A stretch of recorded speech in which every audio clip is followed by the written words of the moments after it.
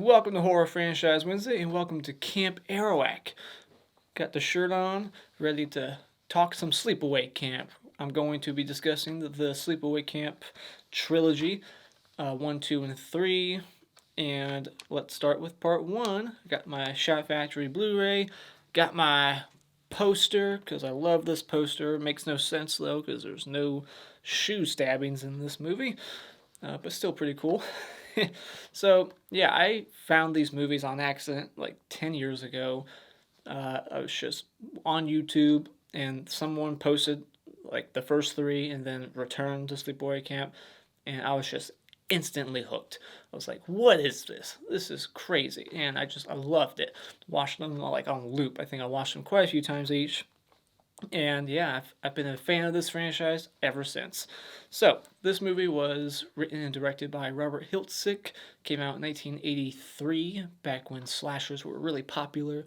And Robert Hiltzik went on to do nothing that I saw. He didn't even come back for 2 and 3, but he came back to write and direct Return to Sleepaway Camp. Now, this movie is about a string of killings going on at a summer camp. Angela and her cousin Ricky are the prime suspects. They're being bullied, and all the bullies are getting picked off one by one, and then a shocking twist reveal is given to us at the end. Starting with what I like about the movie is I like the realistic camp atmosphere. Like, it actually feels like you're at summer camp with these kids, and you get to see all the different activities that they're doing, and they actually have kids playing kids instead of hiring like 25-year-olds to play 17-year-olds. They actually have a bunch of 12-year-olds and 13-year-olds playing their age. I like that some of the kills are made to look like accidents at first. I think it's smart on the killer's part to not just have the counselors and the owner think that there's a madman on the loose right away. The first few kills are accidents, or they're made to look like accidents, and they're pretty unique. Some of these kills, and the effects by Ed French, who would later star in Blood Rage and do the effects for that movie and all kinds of movies since. His effects in this movie are pretty effective and look pretty creepy. And as an added bonus to show that no one is off the table, kids die in this movie. Like, brutally. We get quite a few kids that die, and that apparently is one of the regrets that Robert Hiltzik has. He wished he could go back and take that scene out, and I say keep it. Another thing that's great about this movie is that it has a lot of odd but very memorable characters. Characters that you wouldn't normally see in any other movie. You got a pedophile cook who's very open about it. You got a very interesting relationship going on between the owner and a counselor, and he's like 3 times her age at least, and she seems to kind of be open about it, but then in one scene keeping it a secret. And then you got a buff ass bodybuilding like counselor who's like the nicest guy there, and then you have this very wacky eccentric aunt who is clearly just out of her fucking mind. Like, something's up with her when she's talking to her finger. I also love Ricky and Angela and how Ricky always just is standing up for her, and I love her 1,000-yard stare. And you got Paul, the guy who you kind of like, but then he does some shitty things, but it's understandable. He's young, he doesn't know what he's doing. And even the bullies that you're supposed to hate, I like them because they're just very quotable, and I love the actors playing them. Like, Judy is probably my favorite character. I just love the faces that she makes, and the dialogue is very quotable. There's a lot of just funny one-liners in here. Eat shit and die, Ricky. Eat shit and live, Bill. And I like the comically bad acting in this movie. If the acting in this movie was like great, it probably wouldn't have the same effect. Somehow I think this is a movie that is helped by bad acting. I just couldn't imagine this movie with like Oscar performances. It needs this kind of acting in it. Very dramatic, theatrical, like a little over the top at times. It's perfect for this movie. It has a very dark but cheesy tone to it. And I really like the score of the movie. Like, from the opening, it's just very loud over the top and very just rambunctious throughout, really. Just trying too hard to amplify the suspense. And lastly, I love the iconic, jaw dropping, shocking twist ending that just really put this movie on the map. That's why this movie has gotten so popular, is because of that twist ending, and it is quite a surprise.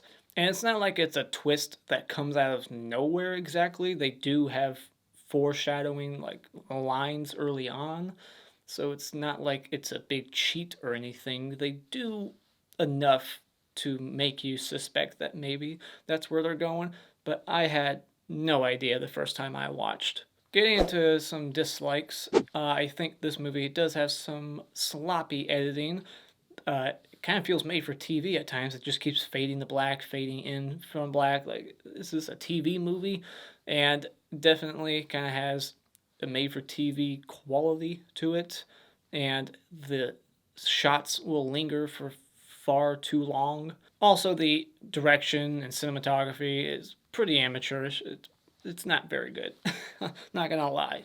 And also, the twist, I mean, not the twist, the mystery could have been better. Like, you know who it's going to be, more than likely. They only present Ricky and Angela as the main suspects, really.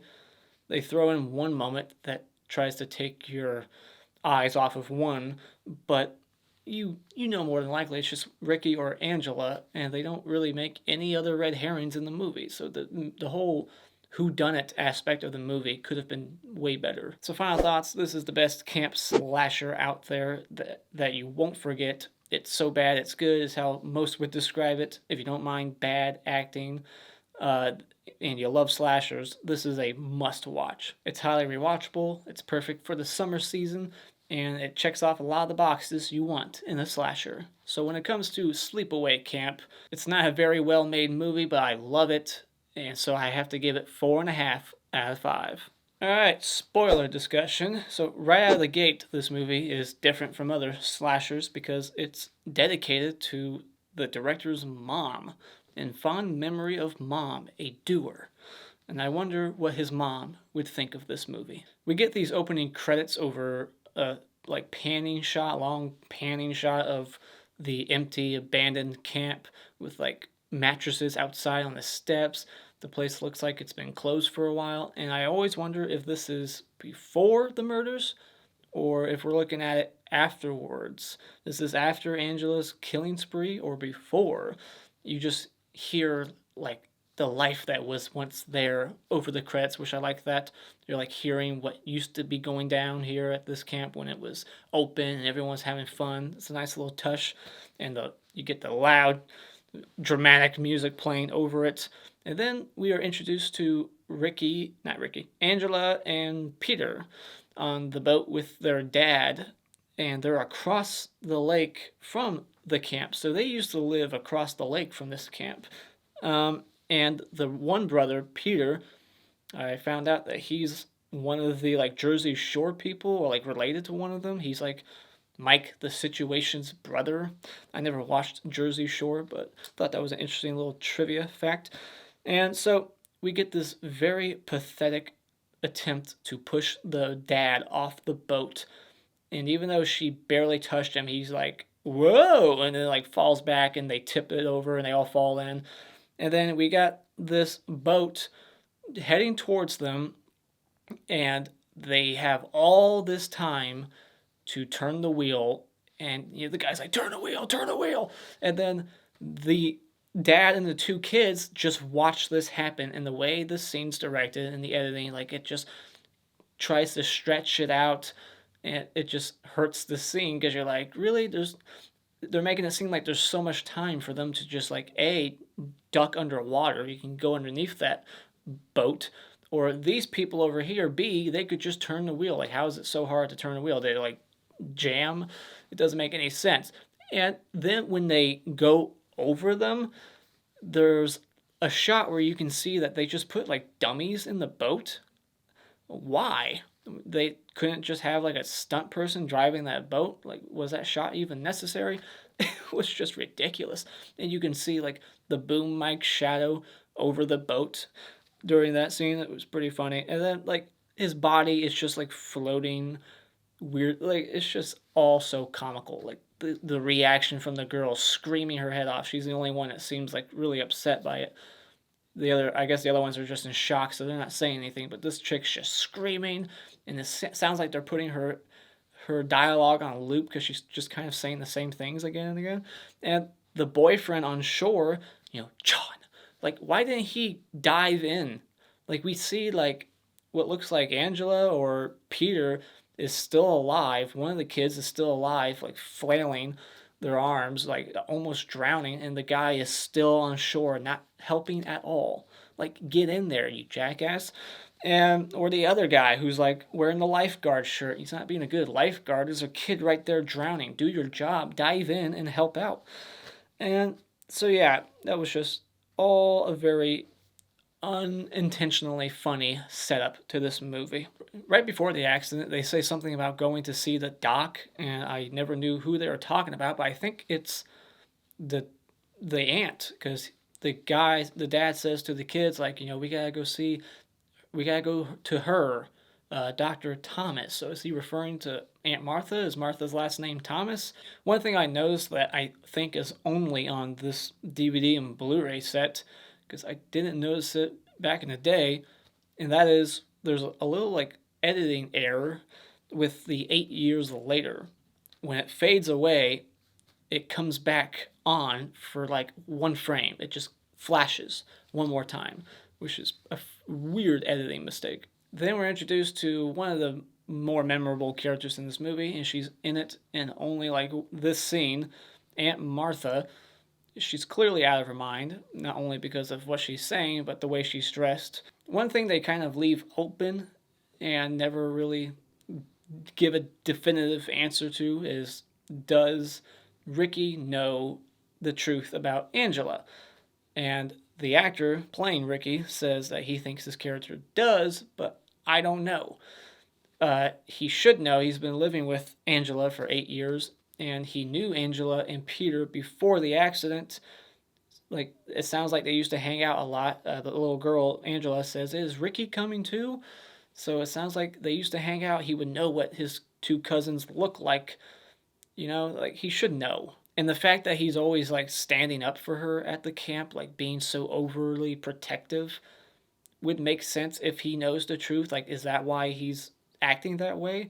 Because he knows her little secret? Or is he just acting that way because he's a tough, badass cousin who wants to, keep her away from the bullies? So when the buses get to camp and they just have, like, these cheap signs made that say Camp Arawak taped to the windshield, all these kids just run out, just running, so super excited past the counselors and the owner. Like, it's so unorganized.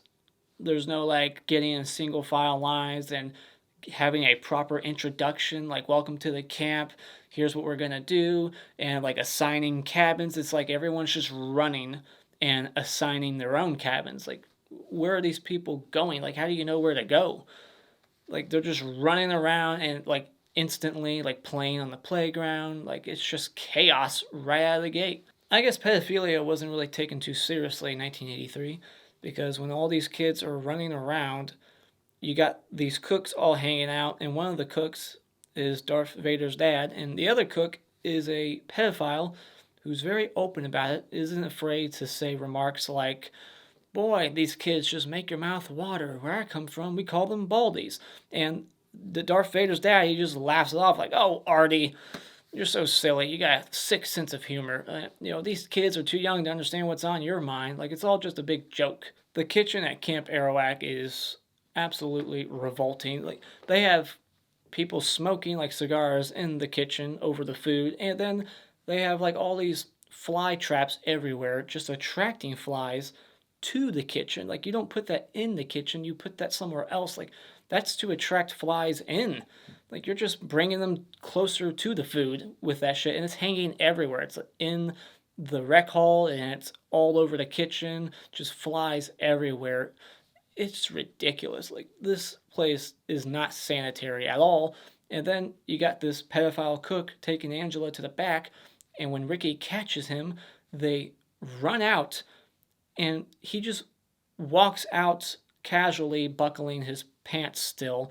And Mel sees this and doesn't think anything about it. Like, he's like, what's going on here? It's like, I think you know what's going on here. Then we are introduced to the most ridiculous prop in the movie, and that's the pot. The humongous pot on the stove.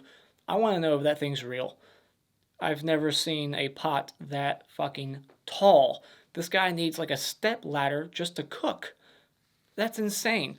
And he gets pushed, and I don't understand this scene, like how he can't get down. It seems like it's so easily avoidable.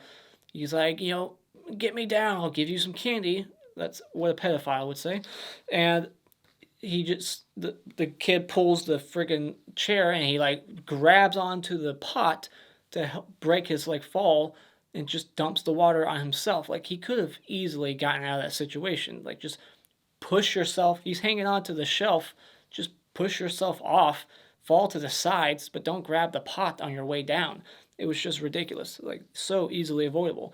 And then he's just screaming in agony for minutes, and you can see like these blisters on his face, like boils. It's just moving, like, which I don't think is realistic either. I don't think that would happen. And then it like hard cuts to like minutes later, and he's still screaming the same level of intensity. And we never know if Artie dies. He just gets carried away, and we never hear back later if he died at the hospital due to complications, or if he killed himself because of his hideous look, or to end the pain. Like, I would imagine he killed himself if he didn't die from those burns. And the fact that he's still alive kind of creates an issue here, because if he's still alive, he would have ratted out who caused that to happen. He could have been screaming out as he was being carried away, like, it was Angela! He's just constantly screaming, but he can't, like, say words. Then we get this mind over matter scene that goes on maybe a little too long, and then it ends with Mozart giving Paul basically a rim job. He puts his face right into his asshole. And if anyone did that to me, I would do what Mozart does later and grab a knife and shank the motherfucker. And how ridiculous is it that this kid was allowed to bring a knife to camp? How did he sneak that into camp? Then we get the baseball scene. This is a scene that a lot of people think is too long, but I enjoy it because of the dialogue here. Buck a man, asshole. I thought he said, fuck a man, asshole. I always thought it was a really weird response. Because Ricky says something, he's being a smart mouth, and then he just fuck a man, asshole. But he said a buck a man, so they're like placing a bet, and he's like, make it 5. So when I thought he said fuck a man, asshole, it was extra weird that he replied back, make it 5. Like, he's going to go fuck 5 men instead of 1.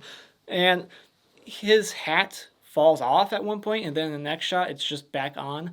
There's a lot of that in this movie, bad continuity between shots, like things just seem to keep moving around. Like in the next scene, when they're having that fight at the rec hall, Ricky's cowboy hat gets knocked off his head, and then in between shots, it's like way in the back, and then it's like right next to the fight, and it just keeps going back and forth. And how did he bring that big-ass cowboy hat? Like, that thing would have taken up a lot of space in his bag, but we didn't even really see them bring bags, did we? Like, how much luggage did they bring with them to stay at this camp? And also, Mel and Meg are just in the back watching this fight. Like, you got like 10 people in a pile-up beating the shit out of each other, and Mel is just watching all this unfold because he's just too busy hanging out with Meg, and like, she's open about it. She's flirting with him right there in front of everyone. And then later on, when she's going to go on a dinner date with Mel, Judy's like, where are you going? And she's like, it's a secret. So it's like, which is it? Are you open about your creepy relationship, or is it a secret and you're ashamed of it? During the rec hall scene, you can hear the theme song to the movie that plays during the end credits. You can hear it playing in that scene, and we hear her first words said to Paul, good night. And probably my favorite line in the movie is when Kenny, the bully with the Cobra shirt, just walks over and he's like, hey Angela, why are you so fucked up? This movie seems homoerotic at times. We got this whole group of guys, like 15 of them, going out skinny dipping alone. Just the guys, not the girls. They asked the girls and they declined, and for once, I'm glad they did, because look at those girls. I don't want to see any of them naked. Then Kenny decides to take Leslie out on a little canoe trip, not to, like, put the moves on her like he thought he would, being this young, horny boy surrounded by all these girls. No, he just takes her out there to cockblock himself and tip the boat over, being a dick. And then long after Leslie is gone, he's still like underneath the boat talking to himself and singing to himself. Like, who does he think he's talking to? Does he really think Leslie is still like floating on the other side of the canoe listening to him? Like, they're way gone. And then all of a sudden Angela just pops up and we get our first like you. That's said so many times in this movie, it's pretty funny. Like, they don't want to say Angela and ruin the mystery, so they just keep saying you. He says you. I think the cook said you, like, you little bastard. And then Judy later says you twice. And then Mel says you. Like, they just won't say fucking Angela. And then somehow she manages to, like, overpower him and drown him. Like, she's holding on to his hair so he can't get away. Like, he can't push her off and swim away. It's just a little ridiculous, a little far-fetched that she could pull this kill off, but whatever. And then when Kenny's body is found the next morning, we see like a snake coming out of his mouth. Kind of funny because he kept talking about water snakes earlier, and they really linger on that shot for too long. They cut back to it like 3 times. It's like they're like trying to show off the effect, and it's like, we get it, he's dead. One thing I noticed is that the shirt that Ronnie is wearing has the word bodybuilding misspelled. It's missing the L. So that's a funny little goof. I'm not sure if that was a shirt made for the movie or if that's a real shirt that he bought at the store that's misspelled. Well, I'm not sure what the story is with that shirt, but it's kind of funny that's misspelled. And then we get the first kiss with Paul and Angela and the music that plays when he like goes in to kiss her. It's pretty funny, very dramatic cue. And Judy seems to be really into the relationship, like she's jealous, or I'm not sure what exactly is going on. It seems to me that I think she just wants to break them up because she's just a bitch. Like, I don't think she's into Paul. I just think she wants to break them up because she just hates Angela that much. And what does she do to her exactly to make her get to this point of rage? Like, just stare at her? That's it? Judy says something that doesn't really make sense the next morning. She gets out of the shower and she says to Angela, how come you don't shower with the other girls? What are you, queer? If she was queer, she would be more than happy to take a shower with those other ladies. Mel seems to be running a very loose ship at Camp Arawak. We got a bunch of boys on the roof of cabins having a water balloon fight who could easily at any point slip and break their neck. And they hit Angela with a water balloon from quite a long distance, so nice shot. And Ricky just unloads. He has such a filthy mouth. He sounds like me when I used to play Call of Duty. He's like, you fucking pussies, come down, you cocksuckers, I'll kick the shit out of you. Then we get our third accident that, again, is easily avoidable. I'm noticing a little theme here of easily avoidable situations, accidents. Like, they open, like, everything I've talked about so far is easily avoidable. So Billy goes to take, quote, a wicked dump. He gets in the stall, and then we see a killer put a, like, broom handle through the handles, and for some reason the handles are on different sides of each stall. Like, the handle is on the left side of his stall, but on the other stalls the handle is on the right. So why is it like that? Doesn't make sense. Somebody put that door on wrong. I don't and then so he sits down, and we notice that there is a window in that bathroom stall. Why would there be a window so that people can just walk by and see who's taking a dump at that moment? And the killer puts a like beehive in there. And one thing I noticed is that it looks like the toilet paper spindle is on the outside of the building. It looks like it's on the other side of that window. That doesn't make any sense. And another thing that doesn't make any sense is why this guy cannot just crawl underneath the bathroom stall. They even go as far to show you that there is plenty of room underneath. There is a shot that shows his feet and pans up to show that there is a couple feet of like distance between bottom of door to the floor. There is plenty of room for him to crawl underneath, but he's just so scared he can't think straight and then breaks the door open eventually, but it's too late at that point. He's gotten stung like 1,000 times. How many bee stings would it take to kill you? And I don't think bees would behave this way. Like they're digging their way into his skin. I don't think bees do that. But then later that night, we see Angela hanging out behind the cabin, and she just keeps looking around the corner, looking at the same spot again and again. Who is she looking for? And, why is she pretending like she's not the killer in that moment? Like, who is she trying to fool? Like, us, obviously, the audience, but, like, Paul doesn't know there's a killer.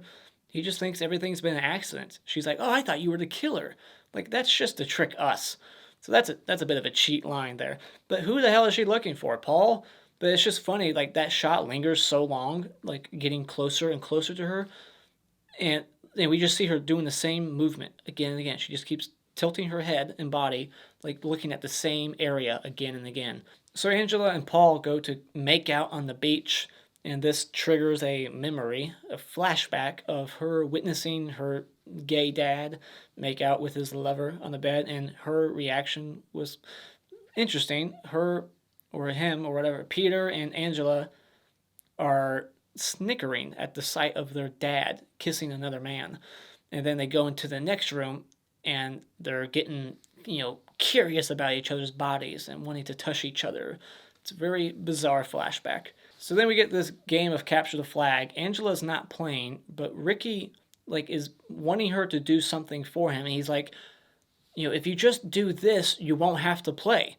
It's like, well, she's already not playing, so she doesn't have to do shit for you. And because she starts playing, she catches Judy kissing Paul, who she basically kind of broke up with anyways that morning. She rejected him, and so he just moved on to the next best thing. I don't really blame him. He's like 13. He's going through puberty, and this chick's like, I'm not going to make out with you anymore. So he's like, all right, I guess it's over. And so he moved on, and Judy was coming on to him, so he started kissing her. Like, I don't blame him.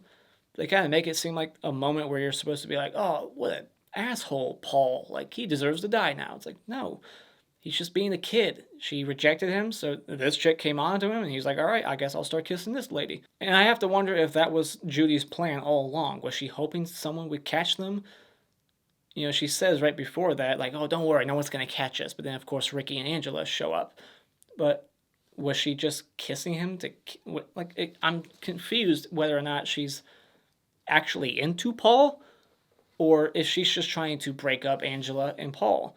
But they already technically broke up anyways that morning, and I don't know, I would guess it's her trying to break them up, and this definitely was the final nail in the coffin for them. Meg picks up Angela and throws her in the lake, and Angela's like screaming like, no, no, like acting like as if she can't swim, but we know that's not true. She killed what's his name, so, but then as she's walking out of the lake, these kids are kicking and throwing sand at her, and that's why she ends up killing them later on.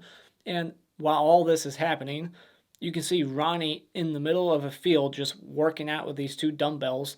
Like, is there not a gym at Camp Arawak that he can go work out in? Despite the fact that she just threw someone who probably couldn't swim for all she knew into the lake, being an asshole, she is rewarded that night by having the day off.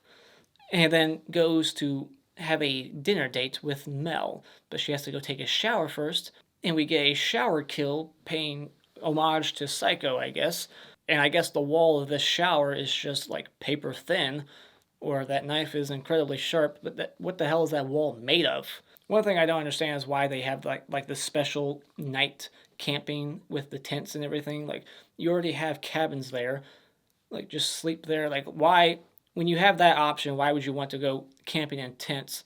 And like, it's just weird. Like, and how does Angela know where they're camping? They have to drive out there. Like, when the two kids are complaining about the cold, he's like, all right, get in the car, and he has to drive them all the way back.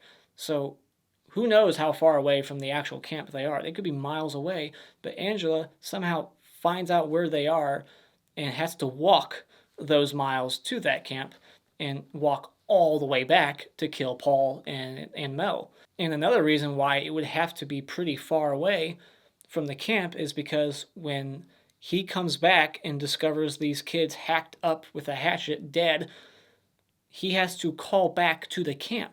It's not like he has a cell phone on him, so he went to a payphone nearby instead of just driving quickly back to the camp to tell everyone. Ronnie's on the phone with that guy getting the information. So that just tells you, again, like this place is very far away from the actual camp. So Judy is making out with this kid, and then Mel comes in, he hides under the bed, then Mel leaves, and then the kid's like, all right, I'm leaving, I can't risk getting caught. Like, no teenager is going to be like, all right, I don't want to get caught, so I'm just going to not have sex or make out with you tonight. Like, bullshit. Like, what's the worst thing that's going to happen if you get caught? You're going to get kicked out? Big deal. When Mel discovers Meg's body, he doesn't just find her lying down dead in the shower. He finds her falling through the shower curtain, like on cue, perfect timing to fall right in front of him. Then he gives like this hilarious Oscar-worthy performance when he's like, I had him. He's being very Italian, like acting with his hands, like, I had him and I let him go. Then we see Ricky in the doorway playing the killer, like clear as day because of the transfer. We can see that it's clearly Ricky. I wonder what it looked like back in the day, VHS, but this is clearly Ricky's face, like wearing a wig. And again, she says, oh, it's you. What do you want? Instead of just saying, hey, Angela, what the fuck do you want? And then she just knocks her lights out and then puts a pillow over her face and sticks the curling iron up her vagina. And instead of like fighting back, she just throws both of her arms up in the air dramatically. Like, why wouldn't you use those hands to push the killer off of you or reach down there and try to pull the curling iron out of there? And then after she's killed, Angela puts her body underneath the bed trying to like hide it. Even though she didn't really do much to hide Meg, she just left her in the shower, and then she didn't do anything to hide the kids, just left them there in their sleeping bags, hacked to pieces. So why is she trying to hide bodies now? So then Mel, who's been suspecting Ricky all along because of his temper, he beats the shit out of Ricky, almost beating him to death. And he says at one point, when he's like listing all the people that he thinks Ricky's killed, he says Benny. The caption even said Benny, but I'm pretty sure the guy who drowned, his name was Kenny. Oh my God, they killed Kenny, not Benny. And so then he gets an arrow right through his throat after saying, it's you. It can't be you. Instead of, Angela, just say the fucking name. This is the kill we should have gotten in Friday the 13th with Brenda. That always bugs me in Friday the 13th when Brenda just dies off camera. We just hear her scream. Like, this is the kill that we should have seen. It's a pretty neat effect. It goes right through the throat. I wish there would have been like some blood coming out, but it was still cool to see. If you thought the humongous cooking pot was a ridiculous prop in the movie, it doesn't compare to the fake mustache we see on the cop. What a fake-looking, ridiculous, unnecessary prop to put on this actor, this poor actor, wearing this horrible fake mustache for no good reason. I get that the actor got another gig and then had to shave his mustache off for that role, and then when he came back to shoot his night scenes, they're like, oh, you shaved? Well, now we have to put a fake mustache on you. No, how about you just have him be mustacheless? Like, people shave. It's normal. So it would make sense that when he was there a couple nights ago, after Kenny died, in between, he could have shaved at any point. So putting the mustache on him is unnecessary. It's so dumb. Like, or just hire a different cop actor. Like, it wouldn't be hard to replace him. Like, why is the mustache so important? So then we get the big twist reveal that Aunt Martha wanted a girl, so she made Peter act like Angela, dress like Angela, and refer to herself as Angela from now on. And again, I have to wonder if Ricky knew. Did Ricky know all along? She does say in that flashback that Ricky wasn't home during all this after the accident, like he was gone and didn't come back home until after the change, the sex change. Like he wasn't there to witness all this. So by the time Ricky got back from wherever he was, Peter had already became Angela at that point, so he was none the wiser. He probably came home and his mom was like, here's Angela, so maybe he didn't know. But how could you not? Like, are they identical twins in the face? Like, do they look the same? Like, he would recognize Peter when he sees him because they used to hang out before the accident. So anyways, we see that Paul's head's been severed off and Angela just stands up with the iconic face. Her jaw just dropped very much like the audience watching and makes a very weird, like animalistic growling, hissing sound as this is happening. Like, what the hell is up with that? Why is she making that noise? For some reason, it starts fading to green after that. An interesting, bizarre editing choice.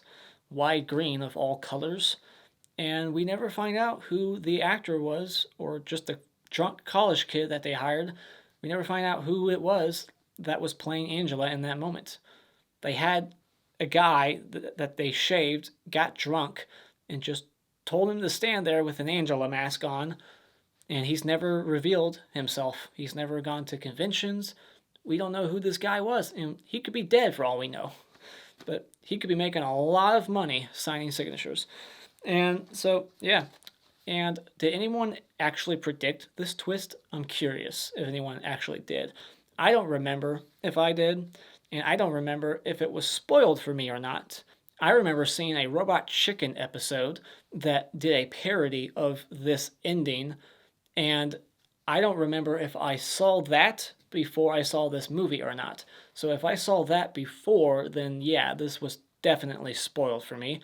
But if I saw that afterwards, then I guess it wasn't. But I can't remember which one I saw first, this movie or that Robot Chicken episode. But yeah. Did anyone actually predict the twist? Let me know. And so yeah, that is the end of Sleepaway Camp. What are your thoughts on this unusual slasher? Let me know in the comments below. And as always, if you like what you've seen here, you can hit this like button and become a subscriber today just by clicking on my cartoon face in about 5 seconds. And remember, it's all an opinion. You don't need to get butthurt about it.